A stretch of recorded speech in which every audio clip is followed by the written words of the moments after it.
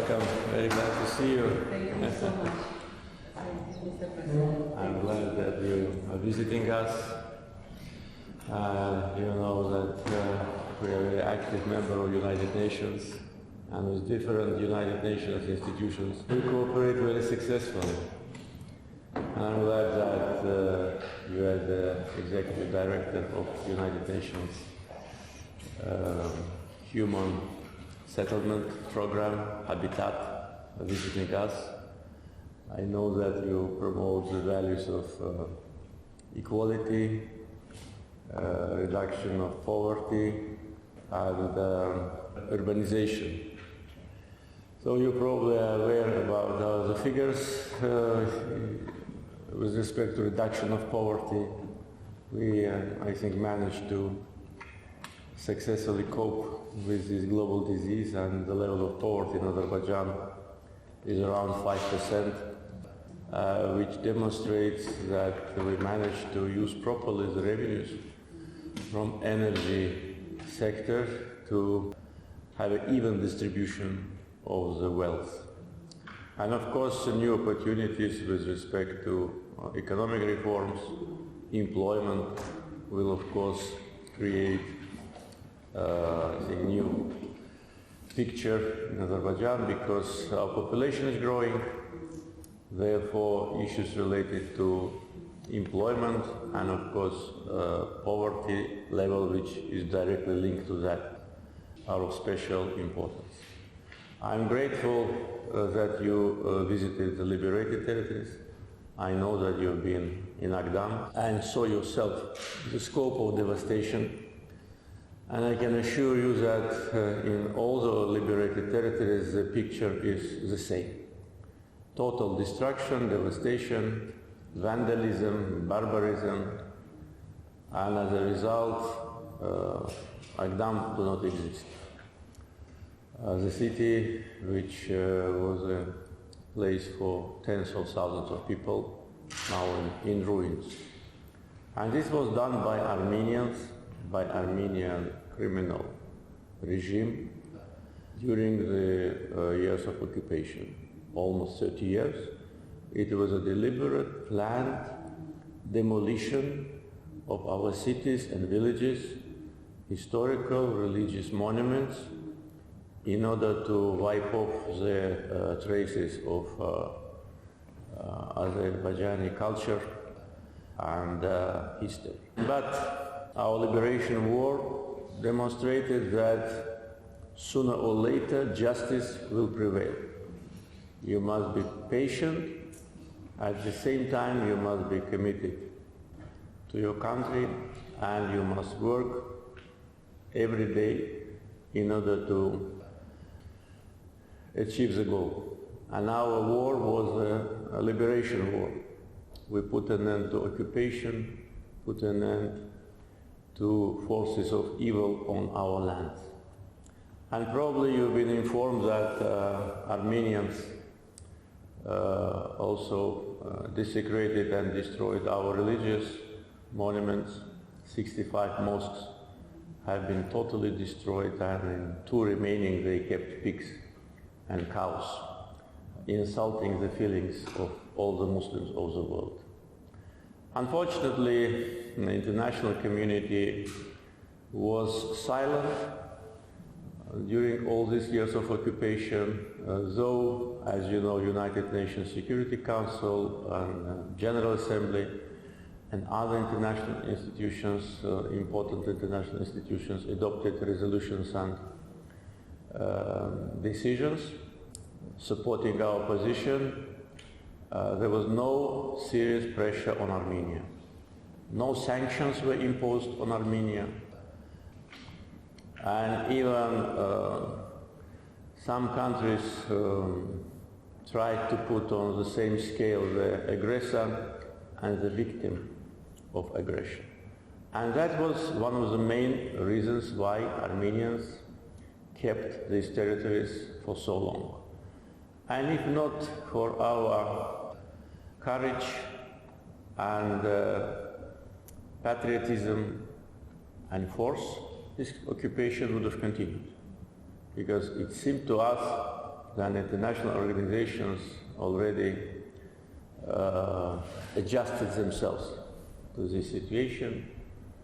Minsk group, as a group of strange tourists, was visiting us several times a year with these useless negotiations. And now it's clear that these negotiations was only a kind of a curtain behind which Armenia tried to seal the results of occupation. They were changing the names of our cities and villages. They were doing everything in order that the world forgets about occupation. But Azerbaijani people did not forget. None of us forgot, and all of us as one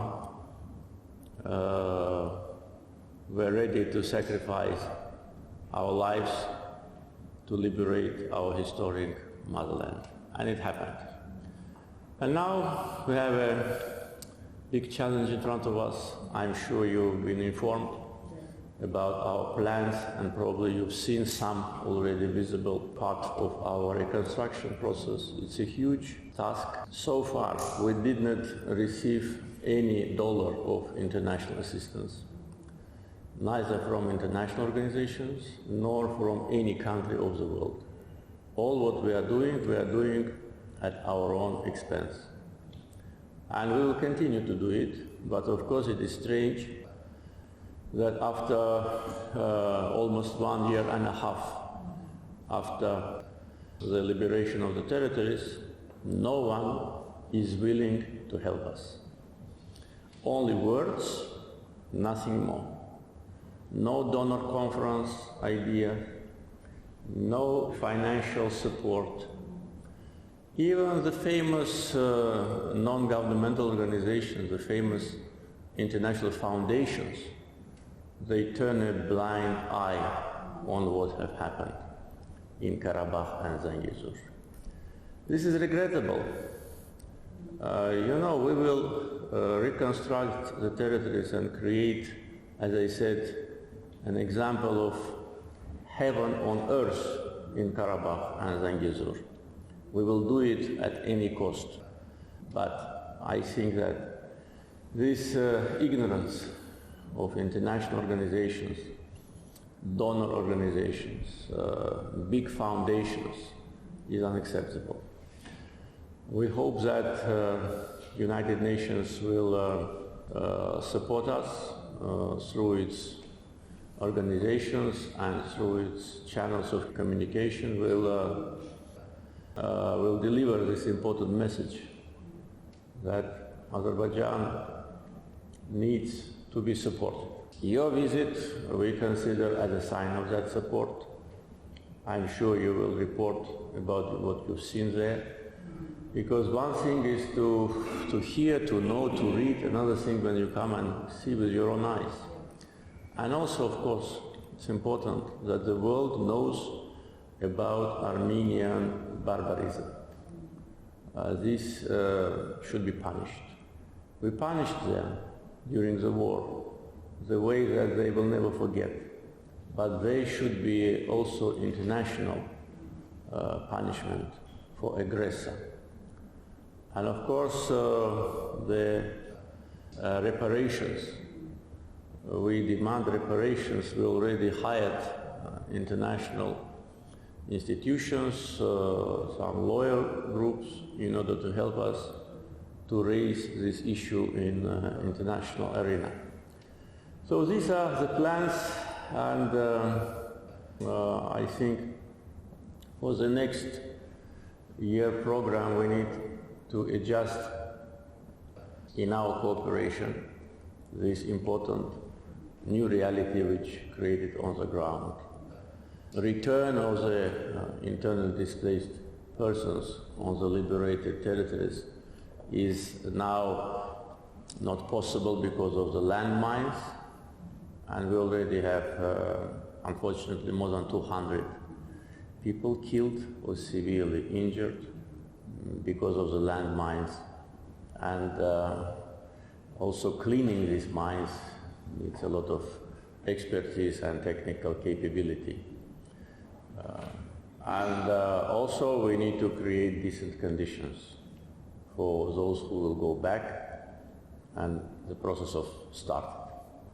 So I'm sure that you will visit us again, because this is really a very important issue, I think, on global arena, and the way how we will reconstruct the territory, which is same size of the territory of Lebanon, I think will be a good example for other countries which suffer from occupation, devastation, and other serious problems. So we can be a model, I'm sure, for all other countries which are facing or faced the same problems we did. Once again, welcome, and thank you for being with us.